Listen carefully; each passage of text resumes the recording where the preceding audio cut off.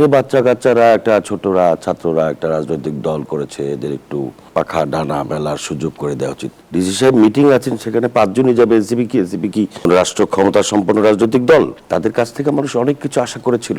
বড় বড় পদধারীরা থানায় গিয়ে তারপরে ডাকাতির মামলার আসামিদেরকে ছুটিয়ে নিয়ে এসেছে। কোন দেশে ছিলাম আমরা? কোন দেশে আছি? 3 দিনের মধ্যে লটারির মধ্যে রদবদল করে। ভাই, লেভেল প্লেইং ফিল্ড কারা নিয়ন্ত্রণ করতেছে? এই গভর্নমেন্টটা আমাদের প্রতিষ্ঠিত গভর্নমেন্ট। এই দেশের মানুষের ছাত্র জনতার রক্তের উপর দিয়ে প্রতিষ্ঠিত এই গভর্নমেন্ট। এই গভর্নমেন্ট যদি ব্যর্থ হয়, আমাদের টোটাল আন্দোলন, টোটাল অঙ্গীকার আমাদের ব্যর্থ হবে। বাচ্চা কাচ্চা পার্টি বা অমুক ইসলামিক পার্টি আরো সুযোগ সুবিধা আদায় করা যায় কিনা, সেই জন্য রাজনীতিতে এটা একটা কালচার যে একজন একজনকে কোনো না কোনো কায়দায় একটু বাংলা ভাষা বললে একটু গালমন্দ করা, আর না হয় ঘায়েল করার চেষ্টা করা। এটা বাংলাদেশের রাজনীতিতে একটা কালচারের মতো হয়েছে। নির্বাচন আসলে এটা খুব বেশি হয়।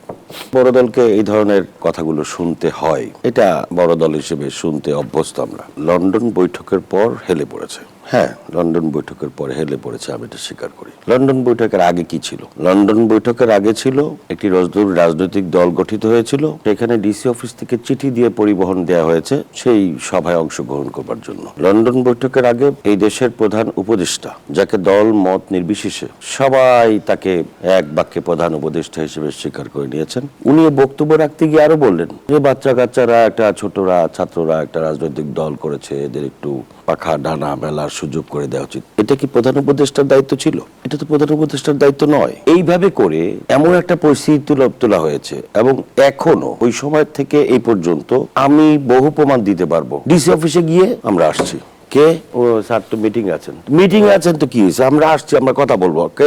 আমরা এনসিপি থেকে আসছি। আচ্ছা ঠিক আছে স্যার, বলছেন 2 জন না, 2 জন না, আমরা 5 জন আসছি, 5 জনই যাবো। আর ভাই কিসের কথা? ডিসি সাহেব মিটিং আছেন, সেখানে 5 জনই যাবে। এনসিপি কি রাষ্ট্র ক্ষমতা সম্পন্ন রাজনৈতিক দল? এই জিনিসগুলো হয়ে এসছে।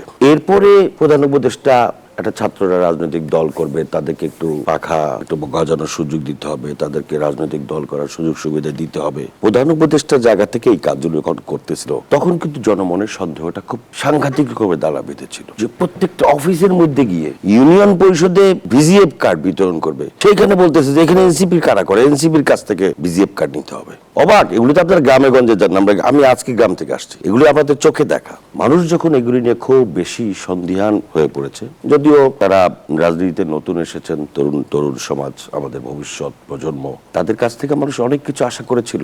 আপনারা দেখেছেন যে এরকম বড় বড় পদধারীরা থানায় গিয়ে তারপরে ডাকাতির মামলার আসামিদেরকে ছুটিয়ে নিয়ে এসেছে, তাদেরকে আবার পদ থেকে বহিষ্কার করা হয়েছে। কোন দেশে ছিলাম আমরা? কোন দেশে আছি?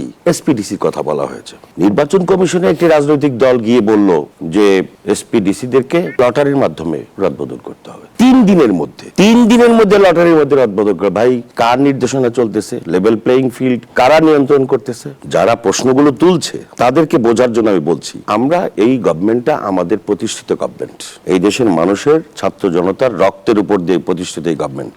এই গভর্নমেন্ট যদি ব্যর্থ হয়, আমাদের টোটাল আন্দোলন, টোটাল রক্ত, টোটাল অঙ্গীকার আমাদের ব্যর্থ হবে।